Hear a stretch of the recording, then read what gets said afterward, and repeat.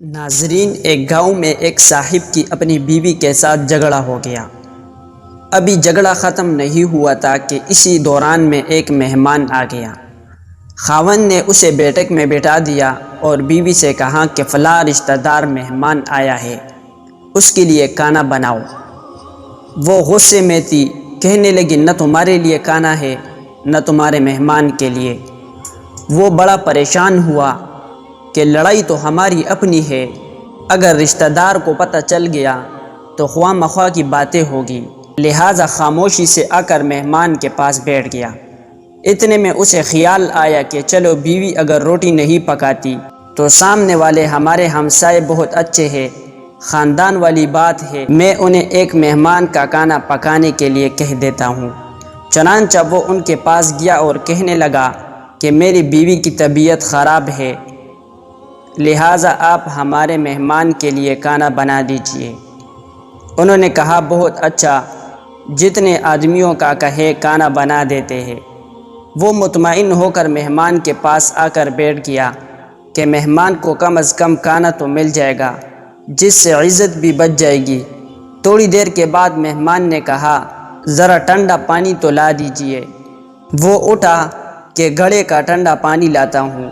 اندر گیا تو دیکھا کہ بیوی صاحبہ تو زور اور قطار رو رہی ہے۔ وہ بڑا حیران ہوا کہ یہ شیرنی اور اس کے آنسو، کہنے لگا کیا بات ہے؟ اس نے پہلے سے بھی زیادہ رونا شروع کر دیا۔ کہنے لگی بس مجھے معاف کر دے۔ وہ بھی سمجھ گیا کہ کوئی وجہ ضرور بنی ہے۔ اس کے خاوند نے کہا کہ بتاؤ آخر تمہارے رونے کی وجہ کیا ہے؟ تم ایسے کیوں رو رہی ہو؟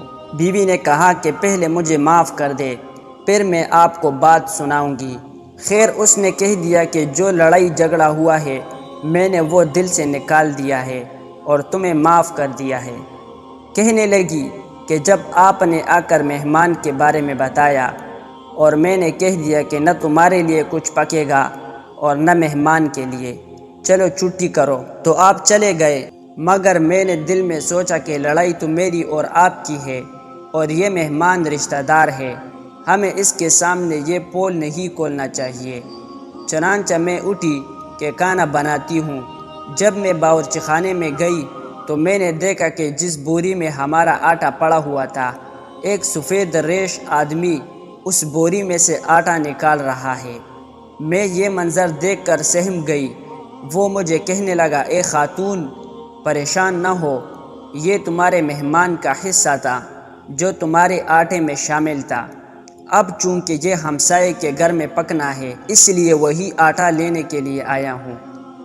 اس واقعے سے ثابت ہوتا ہے کہ مہمان بعد میں آتا ہے، جبکہ اللہ تعالیٰ اس کا رزق پہلے بھیج دیتے ہیں۔ حوالہ کتاب خطبات فقیر۔